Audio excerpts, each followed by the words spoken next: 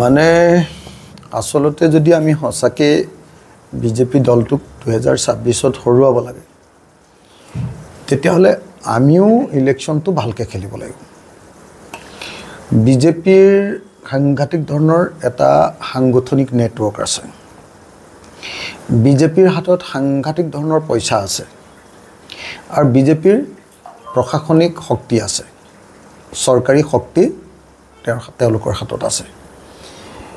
ইয়াৰ বিপৰীতে আকৌ তাৰ লগতে আছে যে বিজেপিয়ে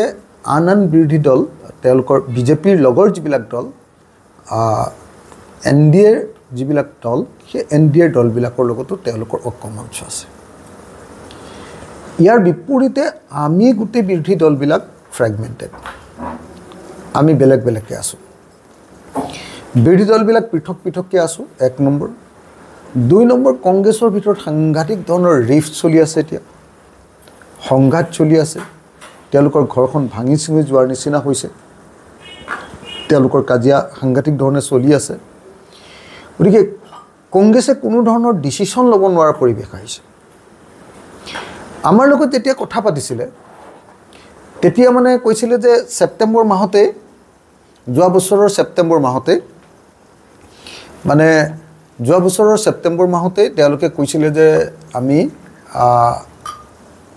মানে বিৰোধী ঐক্যমঞ্চটো ফাইনেল কৰি পেলাম ৰাহুল গান্ধী যেতিয়া আহিছিলে ৰাহুল গান্ধী আহোঁতে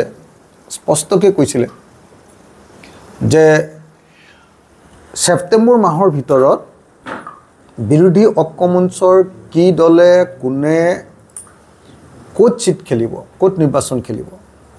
সেই নিৰ্বাচনৰ কথা 2024 চনৰ ছেপ্টেম্বৰ মাহৰ ভিতৰত শেষ হৈ যাব কিন্তু দুৰ্ভাগ্যৰ কথা যে 2024 চনৰ ছেপ্টেম্বৰ গ'ল একলগ নহ'ল বৰং 2024 চনৰ ছেপ্টেম্বৰৰ পাছত লোকসভা নিৰ্বাচন আহিলে তাত গণ্ডগোল হ'ল তাৰ পাছত আপোনাৰ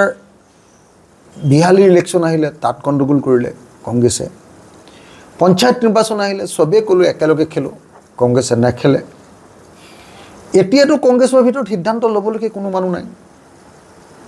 APCC অস্থিৰ হৈ আছে ভূপেন বৰা সভাপতি হ'ব নে গৌৰৱ গগৈ ডাঙৰীয়া সভাপতি হ'ব ভূপেন বৰা ডাঙৰীয়া আৰু গৌৰৱ গগৈ ডাঙৰীয়াৰ মাজত থকা সংঘাতৰ ফলস্বৰূপে এতিয়া কংগ্ৰেছ সম্পূৰ্ণৰূপে অস্থিৰ হৈ পৰিছে সেইকাৰণে এনেকৈ যদি গৈ থাকে এবাৰ MP ইলেকশ্যন বুলি গ'ল এবাৰ উপনিৰ্বাচন বুলি গ'ল এবাৰ পঞ্চায়ত ইলেকশ্যন বুলি গ'ল এতিয়া আকৌ কংগ্ৰেছৰ ভিতৰত কাজিয়া বুলি গ'ল যদি এনেকৈ গৈ থাকে আমি যদি লাষ্টত সিদ্ধান্ত কৰোঁ যে একলগ হৈ ইলেকশ্যন খেলিম তেতিয়াও আমি বিজেপিক হৰুৱাবগৈ নোৱাৰিম সেইকাৰণে ৰাইজৰ দলৰ পিনৰ পৰা আমি বাৰম্বাৰ অনুৰোধ কৰি আছোঁ সংবাদ মাধ্যমে এইটো ভুলকৈ আল্টিমেটাম বুলি কৈছে আমি আল্টিমেটাম একো দিয়া নাই আমাৰ আন্তৰিকতাৰে সৈতে কংগ্ৰেছক কৈ আছোঁ যে আহক আমি মে' মাহৰ ভিতৰত সিদ্ধান্ত এটা লৈ পেলাওঁ মে' মাহৰ ভিতৰত যদি সিদ্ধান্তটো লওঁ তেতিয়াহ'লে আমি 1 জুন তাৰিখৰ পৰা যদি কাম একেলগতে ষ্টাৰ্ট কৰোঁ কোনটো ইলেকশ্যনত কোনটো সমষ্টিত কোনে ইলেকশ্যন খেলিব তেতিয়াহ'লে আমি খুব ভালকৈ প্ৰিপেৰেশ্যনটো কৰিব পাৰিম কিন্তু যদি সিদ্ধান্তটো নহয় তেতিয়াহ'লে আমি 126টাতে জঁপিয়াই ফুৰিব লাগিব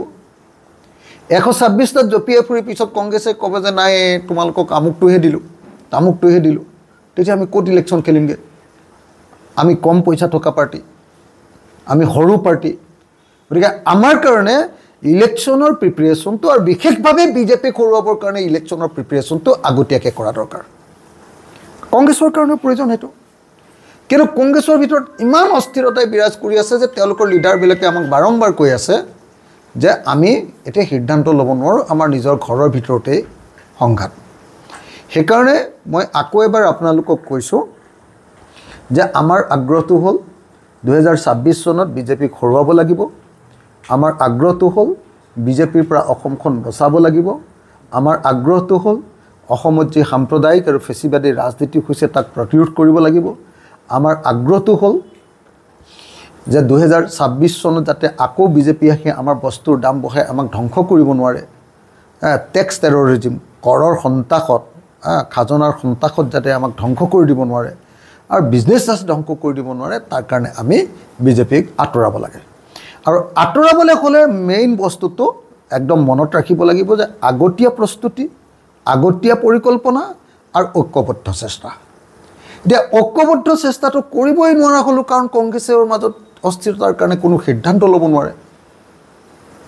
এতিয়া আমি নোকোৱাকৈও থাকিব নোৱাৰোঁ নোকোৱাকৈ বহি থাকিলে মানে ইলেকশ্যনৰ সময়ত যদি আমি ইউনাইটেডো হওঁ তেতিয়াহ'লেওনো আমি কেনেকৈ জিকিম কৰিব পাৰিম সেইকাৰণে এই মুহূৰ্তত মই আকৌ এবাৰ বিনম্ৰভাৱে কংগ্ৰেছ দলক অনুৰোধ জনাইছোঁ যে আপোনালোকৰ ভিতৰৰ কাজিয়াখন সামৰি থওক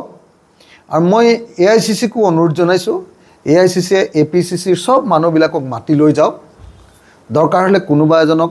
CM কেণ্ডিডেট কৰি দিয়ক আৰু কোনোবা এজনক পাৰ্টি প্ৰেছিডেণ্ট কৰি দিয়ক মোৰ এইটো প্ৰস্তাৱহে আকৌ দেই সেইটো আকৌ আপোনালোকে গৈ বেলেগ ধৰণে উলিয়াই নিদিব আকৌ মই এইটো অনুৰোধে কৰিছোঁ আমাৰ গোটেই বিৰোধীৰ স্বাৰ্থত বিজেপি খৰুৱাৰ স্বাৰ্থত মোৰ এইটো অনুৰোধ যে কংগ্ৰেছৰ ভিতৰত এজনক প্ৰেছিডেণ্ট দি এজনক CMৰ কেণ্ডিডেট কৰি দি কাজিয়াখন বন্ধ কৰি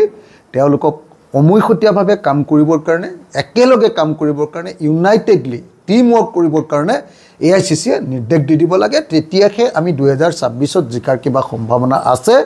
এনেকৈ অনিৰ্দিষ্ট কালৰ কাৰণে আমি কংগ্ৰেছৰ কাৰণে ৰৈ থাকিব নোৱাৰোঁ